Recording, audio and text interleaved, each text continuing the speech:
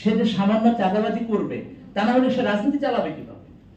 এটা তো এই যে আমাদের এই হাউসের লোকজনেরই বিশ্বাস। এই ধারণাটা আমরা ভাঙবো কিভাবে? এটা তো আমরা নিজেরাই ভাঙছি না, এবং একই সাথে যিনি গভর্ন করবেন তাকে আমরা কোনোভাবে বিশ্বাস করতে পারছি না। তাহলে এই যে প্রসিডিউরের মধ্য দিয়ে এটা তৈরি হচ্ছে যে আমাদের সোসাইটিতে কোনো লেসনই নাই।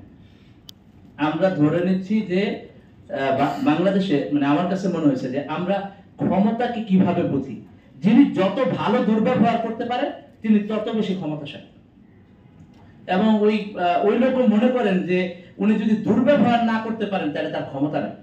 অর্থাৎ ক্ষমতার প্রয়োগকে তিনি দুর্ব্যবহারের অনুপাত দিয়ে বিচার করেন। এই যে রাজনীতি, এই যে আমাদের সোসাইটির প্র্যাকটিস, এই কারণে তো আমরা বেরোতে পারছি না। ফর দ্য ফার্স্ট টাইম আমরা জুলাইয়ে একেবারে সবকিছু বাদ দিয়ে, নিজের ধর্মীয় পরিচয়, নিজের লৈঙ্গিক পরিচয়, পেশাগত পরিচয়, আদর্শিক ক্যাচাল, সবকিছু বাদ দিয়ে শুধুমাত্র বাংলাদেশটাকে বাঁচানোর জন্য, ফেসিবাদ এবং আধিপত্যবাদের কবল থেকে বাঁচানোর জন্য আমরা এক হয়েছিলাম।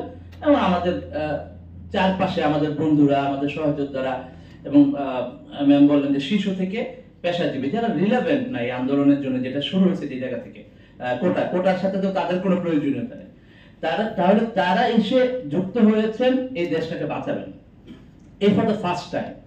কিন্তু জুলাই আগস্ট পার হওয়ার পরই আবার আমরা চলে গেছি ওই ভাগ ভাগ এর মধ্য দিয়ে। অর্থাৎ একটা ন্যাশন হিসেবে আইডেন্টিটি দাঁড় করানোর জন্য কমন যে কিছু পয়েন্ট থাকে, আনফরচুনেটলি আমার বোধ হয় আমরা এখন পর্যন্ত সেই কমন পয়েন্ট তৈরি করতে পারি নাই।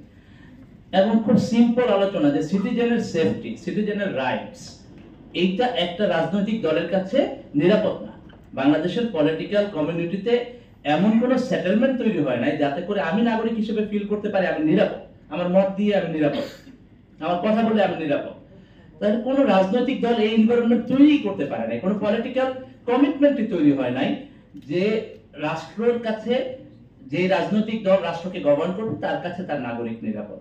তারা হলে তো আমরা বিগত 15 বছর দেখতাম না, আয়নাগর দেখতাম না, গুম দেখতাম না, হামলা মামলা, রিমান্ড, নির্যাতন দেখতাম না। এগুলো তো মত পছন্দ হয় নাই, একটা আইন করে বসে আছে, ডিজিটাল আইন, এই আইন করে ধরে নিয়ে 6-7 বছর জেলে রেখে দিচ্ছে। এই যে রাজনৈতিক প্র্যাকটিস, এই প্র্যাকটিস থেকে আমরা বের হবো কিভাবে?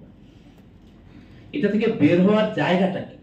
তো একটা জায়গা তো আমার কাছে মনে হয় যে ক্লিয়ারলি আমাদের সোসাইটিতে একটা সোশ্যাল লেসন লাগবে, যে আমরা আসলে কি করতে পারি, কি করতে পারি না। আমার কাছে মনে হয় যে বাংলাদেশের পাওয়ারের কোনো লিমিট নেই।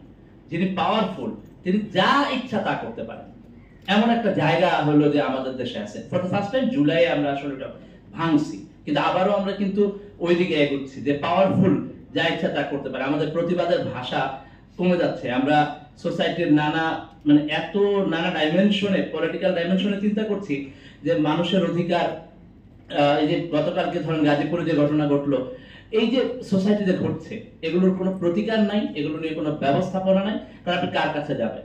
আইন শৃঙ্খলা বাহিনী ইনস্টিটিউশন কলাপস করছে, এভরি ইনস্টিটিউশন কলাপস করছে। এই পুরো সিচুয়েশনটা থেকে রিভাইভ করা কিভাবে? সো একটা জায়গায় আসছে যে এডুকেশন অবশ্যই একটা লেসন তো ডেভেলপ করতে হবে। সো আমি মনে করি আমাদের সোশ্যাল লেসন লাগবে, পলিটিক্যাল লেসন লাগবে। এইটা ছাড়া আমাদের পলিটিক্যাল কমিউনিটির মধ্যে কমিটমেন্ট লাগবে, তা না হইলে আমরা বের হতে পারছি না এটা।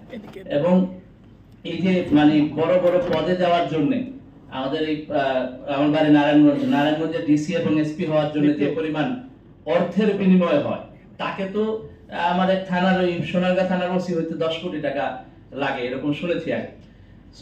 সে তো সবার আগে গিয়ে ওই 10 কোটি টাকা জুলুম করে কিভাবে উঠাবে এটা চিন্তা করছে। তো রাষ্ট্রের তো টোটাল ব্যবস্থাপনাই নাই হয়ে গেছে। একটা ইউনিয়নের চেয়ারম্যান হতে, যদি খুব ভালো জায়গায় ইউনিয়ন হয়, তাহলে এই ইউনিয়নের চেয়ারম্যান হতে তাকে যে পরিমাণ অর্থ ব্যয় করতে হয়, ঢাকা শহরে একজন এমপি হতে আমরা নাগরিকরাও ধরে নেই 50 কোটি টাকা ব্যয় করবে একজন এমপি হতে। এই লোক 50 কোটি টাকা কোথা থেকে আনতেছে? তা আমাদের উপর দিয়ে আনতেছে। এই যে টোটাল সিস্টেমটা ডিস্ট্রয় হয়ে গেছে, আমরা কাউকে বিশ্বাস